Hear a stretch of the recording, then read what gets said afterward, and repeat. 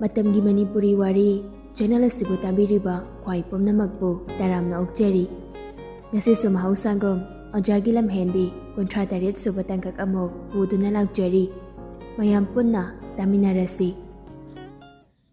punsibaga thingjinabaduda nupiduna pairakpa hidak singdumaso makhada loina tai makhutuna laibakduda naladuna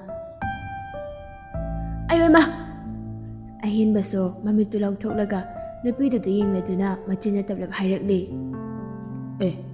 kari sari sepi nupinone akhoi da chawna am oinarisina punsibaso mamaidu laithoraklaga nupiduda yengli nupidu sumasadu yam pakhatpagira natraga mana lalubagira punsibada yengdabi khangpham phamthaduna leibak wakhada tariba hidak singdo khunba hotnari punsibaso khongap amani jangselanga masu phamtharaduna hidak khunjinbado yausina khonjolu developna somda wari saraga lagbaduda ujahawri orawiba yadeko nupiduso punsibagi khonjoldo hana takibagum tawri khanduna mamaidu yam thuna yengkhalakli punsibo oirambaduda chinbaldo nokfe tawraga khangkauga kaurakli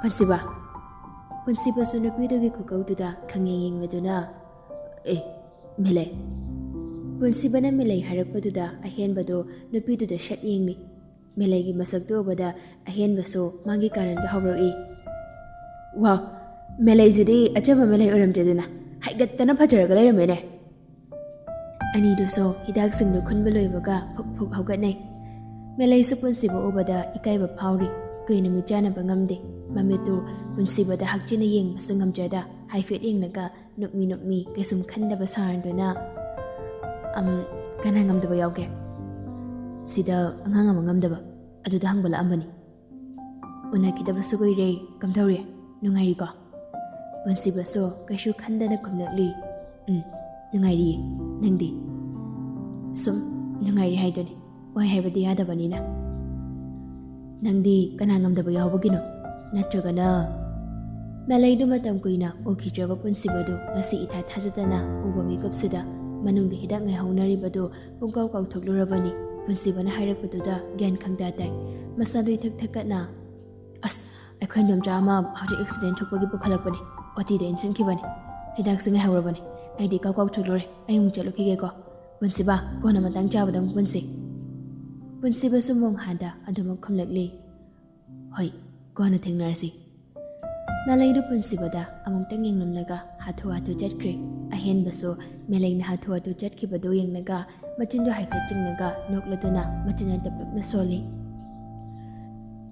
khoida tosina kona mung thengna jigai kari bidda somda moloshina madangai mit yamagi thabak si toksi ko da jaw nangdi li makhra wat kaniba punsibaso ahenbana murum sonbaduda henba karino nangna murum soliduna tusila third pair faudi nangbam tengi wari bhaiwani da jaw hawjiki nupiduna amuk punsi ko chikai nang hairamni dubuni ama loishina naga lakpada ngairi ai dumna da jawso lam krishna on kidrana ne pakhachari ni ne punsibado ahenbagi lokhamduda phakthaduna kari ai bulam krishna nathundu da kaudrigai da ne mangthau ahenbado tik nokluduna mangtharaga jatkre anido gari tongduna laijohagi khonduda lakli lambidani punsibado ngaside laijiga unaraga kariguma khara hainarakpagira khangde masado yang tawri mana mathong maram khangdana tawkiba mayamdo ningsinglaga nokphet su tawri ahenbaso gari du thawna mayambagi matawduda magi karandu nganglakli aikhoi da jawse pakhang phagalakpada ngaribanina nokphet tawbade khara toirani ne punsibado noklambado japlepi mamaidu yam thona lai thoraklaga ahenbado onsiladuna ai kasu tawde ko henba nangna pangai hajalakano hoida aikhoi bodi arobo subject nina mi mong tawse loina khangjariba punsibado kari khanbagi no khangdi khangno tumno thorakli ahenbaso punsibada haifet engladuna kaigino da jaw nang noiduna punsibado ikomna do sat khomdorakli kaisu tawdida som kino maningsingnaga nungngakwa ahenbado tik kanokli punsibaso mangi phone du loktholaga laijigi photo du yengli ahenbaso ngahakta tumina lei bhaiba minate dajo achang mi yori sana baya banate ko. Punsi baso ahen bado onsilak tabi sum khumlakli. Kay buno hen ba? Ngarang tanadro melay giming panabado ngasi thingnari sini. Punsi bado ahen bado onsilak laga ohoy ne chumine. Dajo melay si masak subhaje. Dajo na suya bidrabani na ay mung dawing lage. Hen ba gari dom ta kitang kana thaw wathi warem taw lerano. Kaino yada bro. Masak haira bhajai sari da susel. Thabak taw sumal. Malordi ay phamcha char ga le yar dana. Yai loro. Jahidi tara muk delamani. Ahin masu thausadana. Yamde kaino tara khakpo. Akoi nupa na di jahi tara muk kahanba kaka kau kauna angang nupi lo yaraga nupi na jahi tara muk kahanba di lobo kari gyaro. Asigi chana bisay ay nahudulani. Adu na jadi aribi makaise mawa amphang laroiba. Haudo. Adu henba nangi wari dom da tosi. Aigi wari say yumda ima hoy baba hoy kangan bayade ko. Ahin badu punsi bada haifet ngakning naga. Koi matang lai sa. Punsi badu yam mung handana. Anganga ayagi matang si. Hoy bada cho. Ay wiyam haidokan badaw na. Haigum dan henba angangi managta jatlo si isa si kangang yang gumtaw ye. Ahin baso noki gata orduna. Yang wani. Matam khara budi yang gani. Khara leradi angang nang koire dajo nang ahan manung si baso oiram gani ne. Angang du sena bada may bun pai baso yorkin nido. Ahin bagi wadu tabada punsi wadu ngakna. Korin hen ba nang hari mayam sibo. Kari may no pai du sibo.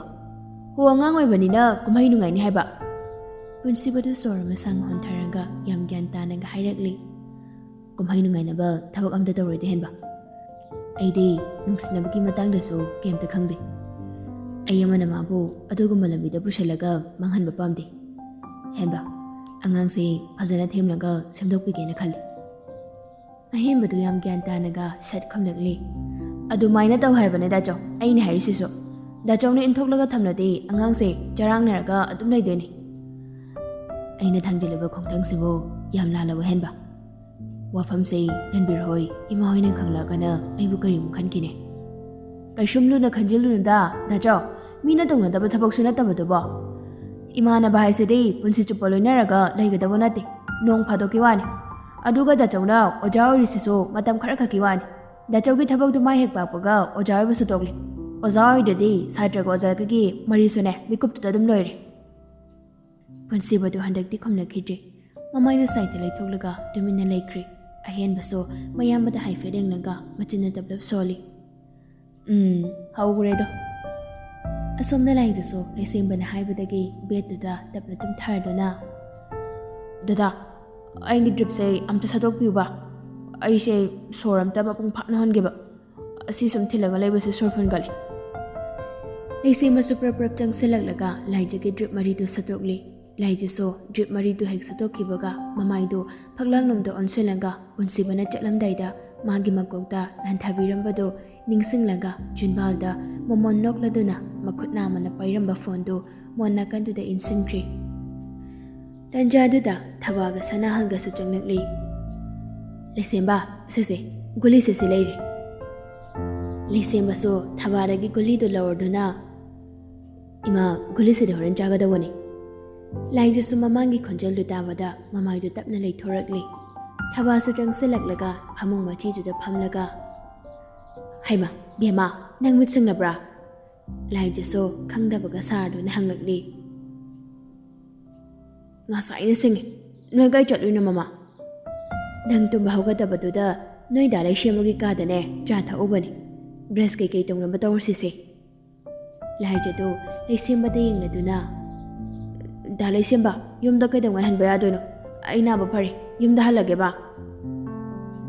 Lai jaki wadu tabada, lai simba di, lai jana yum haning bagi, maram khang bani na, nukfet tawar do na. Nangi wakal da, na ba parso ne.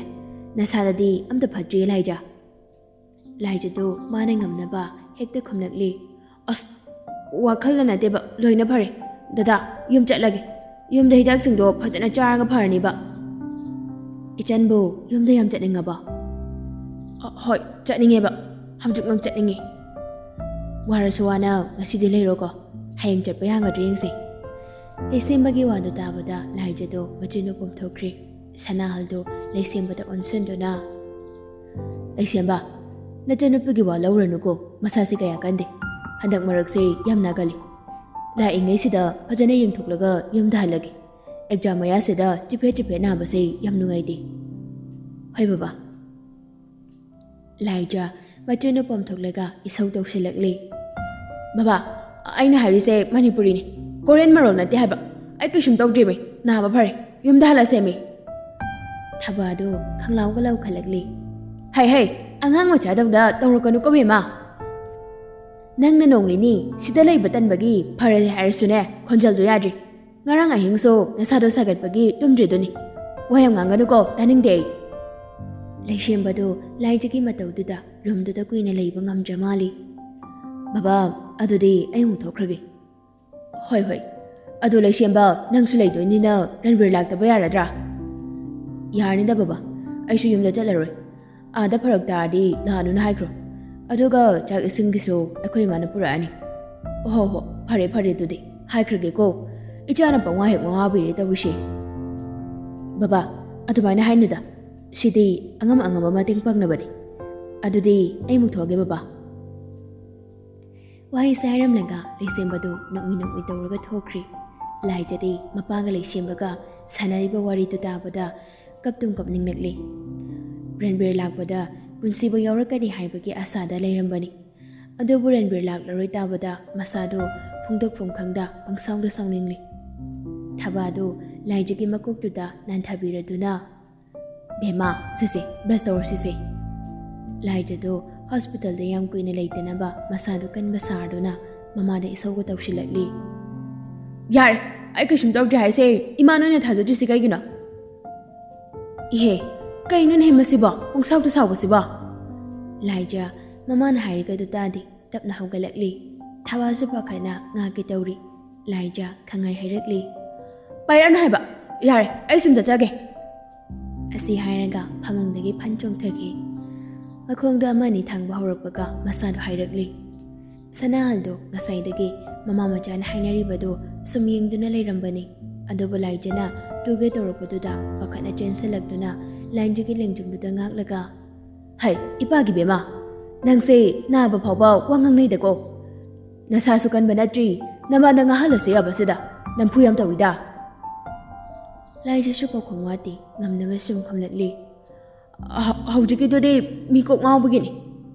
Thabaso laijada mamitu phainingnaga. Masidiko mana ngamnaba ngangin he. Sanahanga thabagana nakanakan khut sambiduna laijabu washroom na changhankri. Thabaga sanahanga duna thongjal mayadada lepli. Laijado sat hairakli. Ai tom changwa ngamne me mama nang lehoba. Ngamgadran hai nangbo. As ngamne me. Thabaso thongdu tapna hangdoklaga laijabu changhalli. Laija manung hek changkhibaga mara laijataba thongduda oina tainabirakli. Thongdu makhol hauna gam thingjinki. Thongjal mayada leiriba mama mapado khangprek he khangi thong makholduda. Thaba laijagi madawduda gyan tade haibagum sorama sang hontarduna. Mai baba, akhoi bemagi kasi makhada akhigi kagi mamanggiduda oinu ohelasira. Karigino mama, mathakta sum leibasi kadawrage. Sum ibungo hoida yet yesinaraga leibasida. Taningdeko mama, nangise icha punsibaga puna leibudu nungaiti siro. Punsibana wakhalana khanungani haibagi nataba. Mai baba, nachanupigi maongse ay yamna pakhali. Pakhalunu. Mabuk machan-gumna loinaribani. Nangna bab hajinganuko. Mama, noy nupigi hangnabi wakhal pikbadu tawrukadune. Thabadu shawrab. Wakhal pikbagi ngangadeda. Mai baba, nachanupise mathantani. Panji na phawra iduni.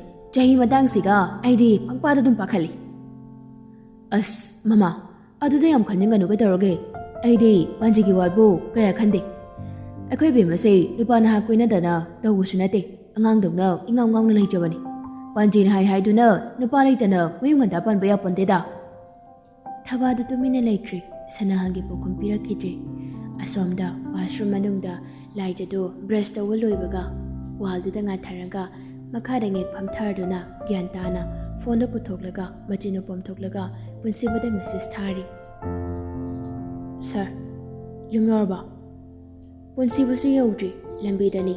Tax ꯂꯥꯛꯄꯒꯤ ringtone ꯃꯈꯣꯜꯗꯨ ꯇꯥꯕꯗꯨꯗ ꯄꯤꯁꯨꯝꯗꯣ ꯁꯨꯛꯂꯞꯅ ꯀꯅꯥꯒꯤꯅꯣ ꯍꯥꯏꯕꯒꯨꯝ ꯌꯦꯡꯂꯤ. ꯂꯥꯏꯖꯒꯤ ꯑꯣꯏꯔꯝꯕꯗꯨꯗ ꯌꯥꯝ ꯊꯨꯅ ꯔꯤꯄ꯭ꯂꯥꯏꯒ ꯄꯤꯔꯛꯂꯤ. ꯌꯧꯗ꯭ꯔꯤ. ꯅꯪ phone ꯑꯗꯨꯝ ꯄꯥꯏꯔꯒ ꯂꯩꯔꯕ? ꯂꯥꯏꯖ ꯈꯪꯄ꯭ꯔꯦꯛ ꯈꯪꯉꯤ. ꯃꯃꯤꯠꯇꯨ ꯂꯥꯎꯊꯣꯛꯂꯒ ꯃꯈꯨꯠꯇꯨ ꯊꯛ ꯊꯛ ꯅꯤꯛꯂꯗꯨꯅ ꯄꯥꯏꯗꯤꯌꯦ ꯁꯥꯔ. ꯍꯧꯖꯤꯛ ꯋꯥꯁꯔꯨꯝ ꯆꯪꯕꯗ ꯄꯥꯏꯔꯛꯄꯅꯤ. ꯄꯨꯟꯁꯤꯕꯗꯨ ꯅꯣꯛꯐꯦꯠ ꯇꯧꯔꯗꯨꯅ ꯋꯥꯁꯔꯨꯝ ꯆꯪꯕꯗ ꯀꯩꯗꯧꯕꯒꯤ ꯐꯣꯟ ꯄꯥꯏꯔꯤꯕ? ꯁꯥꯔ ꯌꯨꯝ ꯌꯧꯔꯕ꯭ꯔꯥ ꯍꯪꯅꯤꯡꯕꯒꯤ ꯄꯥꯏꯔꯤꯕ. ꯑꯗꯣ ꯁꯥꯔ, ꯑꯩꯈꯣꯏ ꯇꯥꯃꯣꯆꯥꯗꯣ ꯂꯥꯛꯑꯅꯨꯅ ꯍꯥꯏꯈ꯭ꯔꯅꯤ ꯍꯥꯏꯌꯦ ꯕꯕꯥꯅ. ꯑꯣ, ꯑꯩꯈꯣꯏ ꯇꯥꯃꯣꯆꯥ ꯂꯥꯛꯇ꯭ꯔꯗꯤ ꯁꯥꯔꯁꯨ ꯂꯥꯛꯑꯔꯣꯏꯀꯣ? ꯂꯥꯛꯑꯔꯣꯏ. ꯗꯥ ꯂꯩꯁꯦꯝꯕꯅ ꯍꯌꯦꯡ ꯆꯠꯂꯣ ꯍꯥꯏꯔꯝꯃꯤꯕ. ꯑꯗꯨ ꯀꯩꯗꯧꯔꯕ? ꯍꯌꯦꯡ ꯐꯖꯅ ꯌꯨꯝꯗ ꯍꯜꯂꯣ. ꯍꯌꯦꯡꯗꯒꯤ ꯂꯥꯏꯔꯤꯛ ꯄꯥꯕ ꯍꯧꯔꯗꯧꯕꯅꯤ. ꯄꯨꯟꯁꯤꯕꯒꯤ ꯃꯦꯁꯦꯖꯇꯨ ꯎꯕꯗ ꯂꯥꯏꯖ ꯄꯤꯁꯨꯝꯗ ꯈꯪꯆꯨ ꯆꯨꯛꯆꯤꯜꯂꯒ ꯂꯥꯛꯄꯒ ꯂꯥꯏꯔꯤꯛ ꯄꯥꯗꯣꯏꯕ? ꯄꯨꯟꯁꯤꯕ ꯅꯣꯛꯃꯤ ꯅꯣꯛꯃꯤ. ꯅꯪ ꯍꯦꯛ ꯍꯜꯂꯛꯄꯒ ꯂꯥꯏꯔꯤꯛ ꯇꯥꯛꯇꯧꯒꯤ ꯉꯥꯏꯔꯒ ꯂꯩꯔꯕꯅꯦ ꯑꯩ. ꯑꯁ! ꯕꯦꯝꯃ! ꯕꯦꯝꯃ! ꯊꯕꯥꯅ ꯃꯄꯥꯟꯗꯒꯤ ꯀꯧꯔꯛꯄꯅꯤ. ꯂꯥꯏꯖꯗꯣ ꯈꯪꯄ꯭ꯔꯦꯛ ꯈꯪꯉꯤ. ꯐꯝꯂꯝꯕꯗꯨ ꯐꯨꯛ ꯍꯧꯒꯠꯂꯒ ꯃꯁꯥꯗꯨ ꯌꯥꯝ ꯄꯥꯈꯠꯅ ꯈꯝꯂꯛꯂꯤ. ꯍꯥꯎ! ꯀꯩꯅꯣꯅꯦꯍꯦ ꯑꯁꯨꯛ ꯌꯥꯝ ꯀꯨꯏꯔꯤꯁꯤꯕꯣ? ꯅꯀꯣꯛ ꯉꯥꯎꯗꯅ ꯇꯨꯁꯤꯜꯂꯕ꯭ꯔꯅꯦꯍꯦ ꯅꯪꯕꯣ? ꯇꯨꯁꯤꯟꯗꯤꯌꯦ. ꯕ꯭ꯔꯁ ꯇꯧꯕꯗꯤ ꯂꯣꯏꯔꯦ. ꯇꯧꯔꯤꯕꯩꯅꯦ.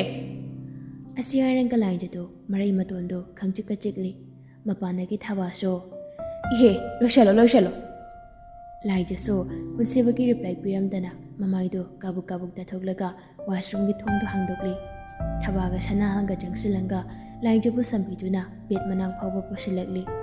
ꯂꯥꯏꯖꯁꯨ ꯇꯞꯅ ꯀꯥꯈꯠꯂꯒ ꯃꯃꯥ, ꯑꯩ ꯐꯝꯃꯒꯦ ꯌꯥꯔꯦ. ꯅꯥꯗ꯭ꯔꯕꯅꯤꯅ ꯍꯤꯞꯅꯤꯡꯗ꯭ꯔꯦꯕ.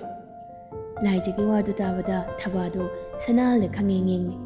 ꯁꯅꯥꯍꯜꯁꯨ ꯋꯥ ꯉꯥꯡꯒꯅꯨ ꯍꯥꯏꯕꯒ ꯃꯤꯠꯇꯨ ꯀꯨꯞꯂꯛꯂꯤ. ꯂꯥꯏꯖ ꯑꯃꯨꯛꯀꯁꯨ ꯃꯈꯥ ꯇꯥꯔꯛꯂꯤ. ꯗ꯭ꯔꯤꯞ ꯌꯥꯜꯂꯁꯨ ꯌꯥꯅꯕ ꯑꯩ ꯃꯣꯟꯁꯦ ꯉꯥꯛꯂꯒ ꯑꯗꯨꯝ ꯐꯝꯃꯒꯦꯕ ꯀꯣ? ꯊꯕꯥꯁꯨ ꯋꯥ ꯑꯝꯇ ꯍꯥꯏꯗꯦ. ꯂꯥꯏꯖꯅ ꯑꯄꯥꯝꯕꯗꯨ ꯇꯧꯍꯜꯂꯤ. ꯂꯥꯏꯖꯁꯨ ꯁꯣꯔ ꯑꯁꯥꯡꯕ ꯑꯃ ꯍꯣꯟꯊꯔꯛꯂꯗꯨꯅ ꯃꯃꯥ, ꯑꯩꯗꯣ ꯌꯨꯝ ꯍꯦꯛ ꯍꯟꯈꯤꯕꯒ ꯂꯥꯏꯔꯤꯛ ꯃꯌꯥꯝ ꯄꯥꯎꯔꯗꯕꯅꯤꯀꯣ? ꯂꯥꯏꯖꯒꯤ ꯀꯗꯔꯗꯨ ꯈꯪꯕ ꯁꯅꯥꯍꯜꯗꯤ ꯀꯩꯅꯣꯝꯃ ꯍꯥꯏꯔꯛꯀꯗ꯭ꯔꯥ ꯄꯥꯈꯠꯂꯤ. ꯃꯆꯥꯒꯤ ꯃꯇꯧꯗꯨꯗ ꯈꯪꯅꯨꯡ ꯅꯣꯛꯈꯤꯕ ꯈꯪꯍꯧꯗꯦ. ꯅꯣꯛꯃꯤ ꯇꯧꯔꯗꯨꯅ ꯃꯃꯥ, ꯑꯩ ꯅꯔꯁ ꯑꯝꯇ ꯀꯧꯈꯤꯒꯦꯀꯣ ꯗ꯭ꯔꯤꯞꯁꯦ ꯌꯥꯟꯁꯤꯟꯅꯕ. ꯑꯁꯤ ꯍꯥꯏꯔꯒ ꯁꯅꯥꯍꯜꯗꯣ ꯔꯨꯝꯗꯒꯤ ꯊꯣꯛꯈ꯭ꯔꯤ. ꯊꯕꯥꯁꯨ ꯂꯥꯏꯖꯒꯤ ꯉꯥꯡꯁꯤꯜꯂꯕ ꯈꯖꯥꯏꯗꯨꯗ ꯇꯞꯅ ꯅꯥꯟꯕꯤꯔꯗꯨꯅ ꯅꯪ ꯅꯁꯥꯗꯣ ꯐꯖꯅ ꯐꯔꯒꯅꯦ ꯂꯥꯏꯔꯤꯛꯇꯨꯗꯤ ꯀꯣꯟꯅ ꯄꯥꯔꯁꯨ ꯌꯥꯏꯗ. ꯑꯁ, ꯑꯩ ꯀꯩꯁꯨꯝ ꯇꯧꯗ꯭ꯔꯦ ꯍꯥꯏꯕꯅꯦ ꯃꯃꯥ. ꯅꯪ ꯄꯣꯀꯦꯠꯇ ꯌꯥꯎꯔꯤꯕ ꯐꯣꯟꯗꯣ ꯇꯦꯛꯁ ꯂꯥꯛꯄꯒꯤ ꯚꯥꯏꯕ꯭ꯔꯦꯁꯟ ꯃꯈꯣꯜꯗꯨꯗ ꯂꯥꯏꯖꯗꯨ ꯋꯥ ꯉꯥꯡꯂꯝꯕꯗꯨ ꯆꯞ ꯂꯦꯞꯂꯤ. ꯊꯕꯥꯁꯨ ꯄꯤꯁꯨꯝ ꯑꯅꯤꯗꯨ ꯁꯨꯛꯆꯜꯂꯒ ꯃꯈꯣꯜꯗꯣ ꯄꯨꯛꯅꯤꯡ ꯂꯨꯞꯁꯤꯟꯅ ꯇꯥꯔꯗꯨꯅ ꯀꯩꯅꯣ ꯕꯦꯝꯃ ꯉꯪꯂꯤꯁꯤꯕꯣ? ꯐꯣꯟꯂ ꯀꯩꯅꯣꯝꯃ ꯉꯪꯗ꯭ꯔꯣ? ꯂꯥꯏꯖꯗꯨ ꯃꯁꯥꯗꯨ ꯏꯊꯛ ꯊꯛꯀꯠꯅ ꯀꯗꯥꯏꯗꯩ ꯐꯣꯟꯅꯣ ꯃꯃꯥ? ꯊꯕꯥꯗꯨ ꯑꯃꯨꯛ ꯇꯨꯃꯤꯟꯅ ꯂꯩ. ꯃꯈꯣꯜꯗꯣ ꯇꯥꯔꯛꯇ꯭ꯔꯕꯗꯨꯗ ꯑꯃꯨꯛ ꯇꯨꯃꯤꯟꯅ ꯂꯩꯈ꯭ꯔꯦꯅꯦꯍꯦ. ꯂꯥꯏꯖꯗꯨ ꯃꯁꯥꯗꯨ ꯄꯥꯈꯠꯄꯗ ꯂꯣꯏꯔꯤ. ꯐꯣꯟꯗꯨ ꯚꯥꯏꯕ꯭ꯔꯦꯠ ꯑꯃꯨꯛ ꯇꯧꯔꯛꯇ꯭ꯔꯤꯉꯩ ꯃꯃꯥ ꯊꯣꯛꯈꯤꯅꯕ ꯀꯗꯔꯒ ꯇꯧꯁꯤꯟꯅꯔꯛꯂꯤ. ꯃꯃꯥ, ꯑꯩ ꯏꯁꯤꯡ ꯑꯁꯥꯕ ꯊꯛꯅꯤꯡꯉꯤ. ꯈꯅꯥꯎꯁꯦ ꯑꯃꯨꯛ ꯅꯥꯔꯛꯏ. ꯍꯩꯃꯥ, ꯉꯔꯥꯡ ꯄꯨꯔꯛꯄꯗꯨꯗꯤ ꯂꯣꯏꯔꯝꯃꯅꯤ. ꯑꯩ ꯅꯪ ꯕꯕꯥꯗꯣ ꯑꯝꯇ ꯌꯦꯡꯍꯜꯂꯨꯈꯤꯒꯦ. ꯑꯗꯨꯒ ꯂꯩꯁꯦꯝꯕꯗ ꯑꯝꯇ ꯍꯪꯍꯟꯒꯦꯀꯣ. ꯂꯥꯏꯖꯗꯨ ꯑꯍꯝ ꯇꯧꯔꯗꯨꯅ ꯍꯣꯏ, ꯈꯅꯥꯎꯁꯦ ꯈꯔ ꯀꯪꯉꯦ ꯇꯧꯕꯅꯤ. ꯍꯣꯏ, ꯑꯩꯅꯦ ꯅꯪ ꯕꯕꯥꯗꯣ ꯑꯝꯇ ꯌꯦꯡꯉꯨꯈꯤꯒꯦ. ꯋꯥꯍꯩꯁꯦ ꯍꯥꯏꯔꯝꯂꯒ ꯊꯕꯥꯗꯨ ꯍꯥꯊꯨ ꯆꯦꯟꯊꯣꯛꯈ꯭ꯔꯤ. ꯊꯕꯥ ꯍꯦꯛ ꯊꯣꯛꯈꯤꯕꯒ ꯂꯥꯏꯖꯁꯨ ꯐꯣꯟꯗꯨ ꯂꯧꯊꯣꯛꯂꯒ ꯃꯦꯁꯦꯖꯇꯨ ꯌꯥꯝ ꯊꯨꯅ ꯍꯥꯡꯗꯣꯛꯂꯒ ꯄꯥꯏ. ꯋꯥꯔꯤ ꯁꯥꯟꯅꯒꯗꯕ ꯌꯥꯝꯅ ꯂꯩ. ꯅꯪ ꯑꯩ ꯌꯥꯅꯒꯗꯕ ꯔꯨꯜ ꯃꯌꯥꯝꯁꯨ ꯂꯩ. ꯐꯣꯟꯗ ꯁꯥꯟꯅꯕꯗꯤ ꯅꯨꯡꯉꯥꯏꯇ꯭ꯔꯤ. ꯅꯥꯕ ꯌꯥꯝ ꯊꯨꯅ ꯐꯔꯒ ꯌꯨꯝꯗ ꯌꯥꯝ ꯊꯨꯅ ꯍꯜꯂꯣ. ꯑꯗꯨꯒ ꯁꯥꯟꯅꯔꯁꯤ.